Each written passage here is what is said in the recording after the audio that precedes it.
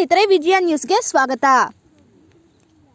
ಕೋಲಾರ ತಾಲೂಕಿನ ವೇಮಗಲ್ ಹೋಬಳಿಯ ವೇಮಗಲ್ ಕೈಗಾರಿಕಾ ಪ್ರದೇಶದ ಮೊದಲನೇ ಹಂತದ ಕೈಗಾರಿಕಾ ಪ್ರದೇಶಕ್ಕೆ ಜಮೀನು ಕೊಡುವಂತೆ ರೈತರ ಸಮಸ್ಯೆಗಳನ್ನು ಇನ್ನೂ ಬಗೆಹರಿಸಿಲ್ಲ. ಜಮೀನು ಕಳೆದುಕೊಂಡ ರೈತರಿಗೆ ಕಾರ್ಖಾನೆಗಳಲ್ಲಿ ಕೆಲಸವೂ ನೀಡಿಲ್ಲ. ಎರಡನೇ ಹಂತದಲ್ಲಿ ಜಮೀನು ಕಳೆದುಕೊಂಡ ರೈತರ ಜಮೀನುಗಳಿಗೆ ಇನ್ನೂ ಹಣ ಬಿಡುಗಡೆಯಾಗಿಲ್ಲ. ರೈತರ ನ್ಯಾಯಯುತ ಬೇಡಿಕೆಗಳನ್ನು ಈಡೇರಿಸುವಲ್ಲಿ ವಿಳಂಬ. ಕೈಗಾರಿಕಾ ಪ್ರದೇಶಗಳಲ್ಲಿ ಜಮೀನು ಕಳೆದುಕೊಂಡಿರುವ ರೈತರಿಗೆ 1 ಎಕರೆಗೆ 3 ಕೋಟಿ ಪರಿಹಾರ ನೀಡಬೇಕೆಂದು ಇನ್ನೂ ಹಲವು ಬೇಡಿಕೆಗಳು ಈಡೇರಿಸಬೇಕೆಂದು ತಿಳಿಸಿದ್ದಾರೆ.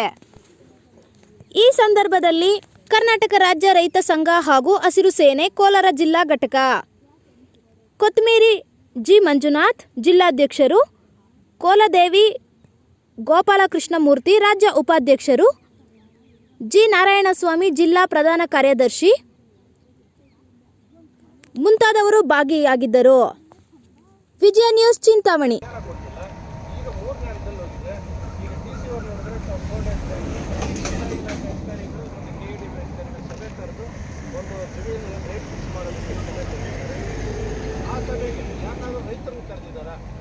ಕರೆದು ಮಾಡಬೇಕಾಗಿತ್ತಲ್ಲ, ಏನಿದು ಮಾಡ್ತಾ ಇರ್ತಕ್ಕಂಥದ್ದು ಏನು?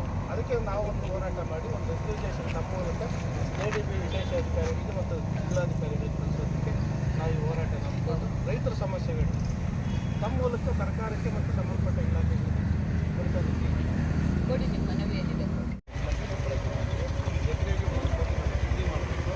ರೈತರ ಜಮೀನು 1 ಕೋಟಿ 10 ಲಕ್ಷ ನಿಗದಿ ಮಾಡಿಬಿಟ್ಟು ಏನಾಗಬೇಕಾಗ್ತದೆ? ನೆಕ್ಸ್ಟ್ ರೈತರ ಜಮೀನು ಕಳ್ಕೊಳ್ತಾ ಇದ್ದಾರೆ. ಅಟ್ಲೀಸ್ಟ್ ಒಂದು 3 ಕೋಟಿ ಆದರೂ ಕೊಟ್ಟರೆ ರೈತರಿಗೆ ಅನುಕೂಲ ಆಗ್ತದೆ. ಮತ್ತು ಜಮೀನು ಕಳ್ಕೊಳ್ತಾ ಇರ್ತಕ್ಕಂಥ ರೈತರ ಮಕ್ಕಳಿಗೆ ವಿದ್ಯಾವಂತ ಮಕ್ಕಳಿದ್ದಾರೆ, ಟೀಮ್ ಮಾಡೋದಕ್ಕೆ ಕೊಡ್ತಾ ಇದ್ದಾರೆ, ಕೆಲಸ ಕಾಯಂ ಉದ್ಯೋಗ ಕೊಡ್ತಾ ಇದ್ದಾರೆ. ಅದರಿಂದ ಕಾಯಂ ಉದ್ಯೋಗ ಜಮೀನು ಕಳ್ಕೊಂಡ ಮಾಲೀಕನ ಏನು ಮಕ್ಕಳಿದ್ದಾರೆ ಅವ್ರು ಕೊಡಬೇಕು ಅನ್ನೋದು. ಈಗ ಕಡಾಕಡ್ಡಿದ್ದು ಹಿಡಿದು ನಮ್ಮ ಕಡೆಯಿಂದ ನಮ್ಮ ಕೋಲಾರ ಜಿಲ್ಲೆಗೆ ಆಗಬೇಕಾಗಿತ್ತು. ಯಾಕಂದರೆ ತಾವು ಕೂಡ ಜಿಲ್ಲಾಧಿಕಾರಿಗಳು ಲೆವೆಲಲ್ಲೇ ತಾವು ಕೂಡ ಜಿಲ್ಲಾ AC ಇರ್ತಕ್ಕಂಥದ್ರಿಂದ ನಮ್ಮ ಕಡೆಯಿಂದ ಇಲ್ಲಿ ಭೂಮಿ ಕಳ್ಕೊಳ್ಳುವಂಥ ರೈತರ ಮಕ್ಕಳು ಯಾರಿದ್ದಾರೋ ಅವ್ರ ಮೇಲೆ ಕೂಡ ಗ್ರ್ಯಾಜುಯೇಷನ್ ಮುಗಿಲಿದ್ದಾರೆ. ಅವರಿಗೆ ಕಂಪನಿ ಪರ್ಮನೆಂಟ್ ಉದ್ಯೋಗ ಕೊಡುವಂಥ ಕೆಲಸಕ್ಕೆ ಅದು ತಾವು ಮುಂದಾಗಬೇಕು. ಹಂಗಿದ್ರೆ ಮಾತ್ರ ಭೂಮಿ ಅಕ್ವಿಜೇಷನ್ ಆಗಬೇಕು, ಇಲ್ಲಾಂದರೆ ಭೂಮಿ ಅಕ್ವಿಜೇಷನ್ ಆಗಬಾರ್ದು. 5 ರಿಂದ 10 ಲಕ್ಷ ದಳ್ಳಾಳಿಗಳು ತಗೊಳ್ತಾ ಇದ್ದಾರೆ ಮೇಡಮ್, ಎಕರೆಗೆ ಅಂತ ದಳ್ಳಾಳಿಗೆ ಇನ್ನು ಉಟ್ಕೊಂಡಿದ್ದಾರೆ. ಅದೇ ಹಿಂದೆ ಇದ್ದಂಥವ್ರು ಏನು AC ಅವರು ಒಂದು ಹೇಳಿದರು, ಅದನ್ನು ನೀವು ರೆಫರ್ ಮಾಡಬೇಕಾಗ್ತದೆ. ಇಲ್ಲಿ ನಮ್ಗೆ ಈ ಹತ್ತಿರದಲ್ಲಿ KDF ಆಫೀಸ್ ಒಂದು ಇಲ್ಲಿ ಆಗಬೇಕು. ರೈತರ ಅಹವಾಲುಗಳು ಹೇಳ್ಕೊಳ್ಳೋದಕ್ಕೆ ಅಥವಾ ಕೇಳಿಸ್ಕೊಳ್ಳೋದಕ್ಕೆ ಒಬ್ಬ ಅಧಿಕಾರಿ ಇಲ್ಲಿ ಇರಬೇಕು. ಅವ್ರು ಮುಂದೆ ಬಂದಿದ್ದು ಅವ್ರು ಹೇಳಿದ ನಂತರ ಹೇಳಿದೀವಲ್ಲ, ಅದನ್ನ ನಾವು ನಿಮ್ಮ 10 ಜನಕ್ಕೆ ನಾನು ವಾಯ್ಸ್ ಕೇಳಿಸುತ್ತೆ ಅಂತ ನಾನು ಭಾವಿಸಿದ್ದೀನಿ. ನಿಮ್ಮ ಮನವಿಗಳೇನಿದೆ ಅದಕ್ಕೆ ಸರ್ಕಾರ ಸಕಾರಾತ್ಮಕವಾಗಿ ಸ್ಪಂದಿಸುತ್ತೆ. ಆ ಭರವಸೆನ ನಾನು ಕೊಡ್ತೀನಿ.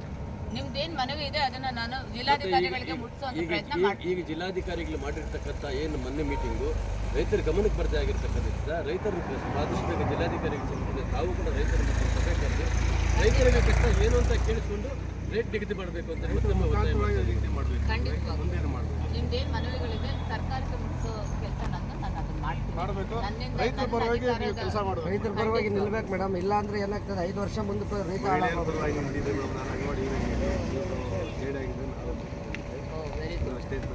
Very good. ನೀವು ಮಾಡ್ತಾರ ನಂಬಿಕೆ ನಮಗಿದೆ. ರೈತ ಪರವಾಗಿ ನಮ್ಮ ಕೈಲಾದ ಪ್ರಯತ್ನ ಇಲ್ಲ ಆಗೋದೇ ಇಲ್ಲ. 5 ವರ್ಷ 6 ವರ್ಷ ಆಗ್ತದೆ, ಕೆಲಸನೇ ಮಾಡ್ತೀವಿ. ನಮ್ಗೆ ಬೇಕಾಗೇ ಇಲ್ಲ.